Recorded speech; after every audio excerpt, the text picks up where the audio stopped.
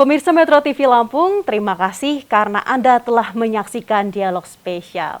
Saat ini, Kristi sedang berada di Kabupaten Lampung Barat. Pemirsa membicarakan terkait pembangunan di Kabupaten Lampung Barat, tentu tidak terlepas dari peran Pitu Program. Apa sih sebenarnya Pitu Program itu? Pitu Program adalah 7 program yang digagas oleh Bupati Lampung Barat. Pada kesempatan kali ini senang sekali rasanya sudah hadir bersama saya dalam dialog spesial kali ini Bupati Lampung Barat, Pak Ci Parosil Mapsus. Assalamualaikum Pak Ci. Waalaikumsalam warahmatullahi wabarakatuh. Kabar baik Pak Ci? Alhamdulillah sehat. Alhamdulillah sehat ya. Mari kita tuntaskan ya Pak Ci ya terkait Pitu Program ini ya Pak Ci ya. Saya sangat penasaran sekali. Sebenarnya apa sih Pak Ci Pitu Program itu, boleh dijelaskan Pak Ci? Terima kasih Mbak Kris. Saya buka masker lah. Boleh. Perlu saya gambarkan mengapa timbul Pitu Program. Jadi Pitu Program ini merupakan jabaran daripada visi dan misi saya yang tergambar daripada janji kampanye yang pertama. Yang kedua, setelah saya dipercaya oleh masyarakat Kabupaten Lampung Barat, tentu saya harus merumuskan apa yang sudah menjadi janji-janji politik saya dalam bentuk konsep yang jelas sesuai dengan harapan dan keinginan masyarakat. Muncullah 7 program unggulan terkait dengan janji politik itu yang tertuang dalam visi dan misi yang dituangkan dalam rencana pembangunan jangka menengah daerah Kabupaten Lampung Barat. Di antaranya yaitu infrastruktur yang mantap, pendidikan yang berkualitas, kesehatan juga yang berkualitas, termasuk juga peningkatan keimanan ketakwaan kepada Allah SWT. Baik, lalu dalam Pitu Program tersebut, Pak Ci, apakah sudah maksimal dijalankan sejauh ini? Apalagi saat ini Pak Ci juga kan 11 Desember Pak Ci, 4 tahun memimpin di Lampung Barat. Lalu bagaimana Pak Ci, apakah sudah optimal menurut Pak Ci? Jadi Mbak Kris, saya setiap tahun itu melakukan survei kebijakan. Tujuannya apa? Untuk melakukan evaluasi terkait dengan program-program yang sudah kita lakukan. Bagaimana progres dan capaian kinerjanya. Termasuk juga bagaimana kapabilitas daripada seorang kepala OPD dalam rangka mengawal kebijakan-kebijakan yang ingin kita laksanakan yang bersentuhan dengan masyarakat Lampung Barat. Tentu dari Pitu Program ini ada yang sudah cukup puas, ada yang sangat memuaskan, dan juga mungkin ada yang kurang memuaskan. Nah, oleh karena itu saya setiap hari Senin melakukan yang namanya kegiatan Ngupi Bebawang. Ngupi Bebawang ini rapat koordinasi lintas antar pimpinan dengan seluruh kepala OPD untuk memberikan arahan-arahan terkait dengan program-program kerja yang mungkin sudah dilaksanakan dan juga program-program yang akan dilaksanakan dan juga program-program yang sudah dilaksanakan.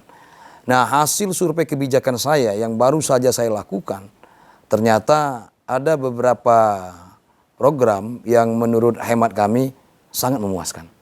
Yang pertama mungkin di bidang pendidikan, yang kedua di bidang kesehatan, yang ketiga di bidang kebudayaan, yang keempat di bidang peningkatan keimanan ketakwaan kepada Tuhan Yang Maha Esa. Nah, ini yang sudah menurut apresiasi daripada pemerintah, menurut masyarakat sudah cukup baik. Termasuk juga infrastruktur. Karena memang di Lampung Barat ini penggunaan kosakata infrastruktur mantap itu ternyata masyarakat banyak yang tidak paham. Jadi mereka lebih paham kalau kita menggunakan jalan bagus, jembatan bagus, saluran air bagus, itu yang mereka paham. Tapi kalau kita tanyakan bagaimana irigasinya, mereka kadang-kadang nggak paham juga. Tapi kalau bagaimana saluran air ke sawah Bapak, bagus, bagus. Bagaimana jalan di Bapak, bagus, bagus. Tapi kalau kita tanya bagaimana infrastruktur mantapnya Pak, pasti masyarakat tidak paham. Nah, jadi memang tergantung daripada penyampaian dan sosialisasi dari masing-masing dinas terkait kepada masyarakat. Karena kalau bicara program, sebetulnya Lampung Barat program ini menurut hemat kami sudah sangat baik. Mengapa sangat baik? Terbukti Lampung Barat ini sudah 3 kali diberikan kepercayaan oleh pemerintah provinsi untuk mewakili perencanaan pembangunan daerah terbaik di Provinsi Lampung untuk tingkat nasional.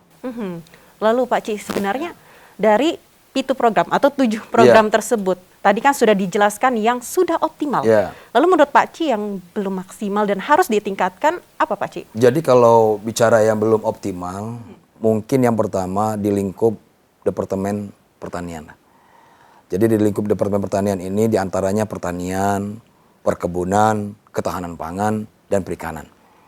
Ini yang memang mesti harus lebih masif lagi terkait dengan dari sisi program dan juga penyampaian informasi program. Termasuk juga yang tidak kalah pentingnya adalah terkait dengan perizinan. Karena hingga saat ini ternyata masih banyak masyarakat saya ini yang tidak tahu bagaimana mengurus perizinan-perizinan. Masih banyak masyarakat saya ini yang mungkin yang pertama gagap teknologi, belum menguasai teknologi. Tetapi saya juga tidak bisa menyalahkan masyarakat saya sendiri. Tidak menutup kemungkinan juga dari pihak OPD terkait ini pun sama. Belum bisa menguasai secara teknologi, akhirnya pelayanan yang mestinya bisa dilakukan dalam hitungan 5 menit, mereka lakukan sampai berbulan-bulan. Mungkin karena kepala dinasnya sulit ditemuin, atau karena kepala dinasnya banyak di luar, sehingga untuk menandatangani secari kertas, ini menjadi penghambat terkait dengan investor yang mau masuk ke wilayah Kabupaten Lampung Barat. Termasuk juga pengembangan usaha industri kecil dan menengah di Kabupaten Lampung Barat. Tetapi insya Allah tahun 2022 ini menjadi sebuah PR berat bagi Pak Bupati dan seluruh staf dan jajaran, merubah sebuah pemikiran yang sama. Bagaimana caranya kita kerja kolaborasi antar instansi terkait. Saya gambarkan mungkin dari perizinan, satu pintu, mungkin juga nanti dari dinas kesehatannya, dinas lingkungan hidupnya, termasuk juga mungkin nanti dari PU-nya, dan didorong dengan Kominfo-nya, supaya nanti kita yang akan melakukan kegiatan jemput bola. Artinya kita langsung melakukan pelayanan masyarakat itu bukan di Liwa sebagai ibu kota, tetapi nanti akan kita upayakan kita langsung turun ke pekon-pekon untuk memberikan pelayanan supaya masyarakat itu paham bahwa perizinan sekarang ini tidak sulit, mudah, tetapi memang sudah mengarah ke digitalisasi. Lalu sebenarnya apa yang menjadi kendala sebenarnya Pak Ci? Sampai ini mungkin belum optimal. Apa yang menjadi kendalanya sebenarnya Pak Ci? Jadi kalau bicara kendala sebetulnya begini, kita yang paling utama itu mungkin perangkat. Perangkat ini sistem, aplikasi yang kita miliki. Yang kedua sumber daya manusia. Walaupun kadang-kadang aplikasi kita miliki, perangkat sudah bagus, tapi kalau sumber daya manusianya belum memahami nggak bisa. Jadi memang ini satu kesatuan. Jadi yang melakukan perbaikan dan perubahan ini bukan hanya di sektor hanya di pemerintahan, tetapi itu juga di masyarakat. Makanya kegiatan ini tentu bukan hal yang mudah, tetapi memang harus dikerjakan secara bersama. Masyarakat harus diberikan pemahaman bagaimana mengaplikasikan, mengintegrasikan terkait dengan pembuatan katakanlah KK, KTP, izin, ERT dan sebagainya itu melalui yang namanya aplikasi yang dimiliki oleh pemerintah Lampung Barat.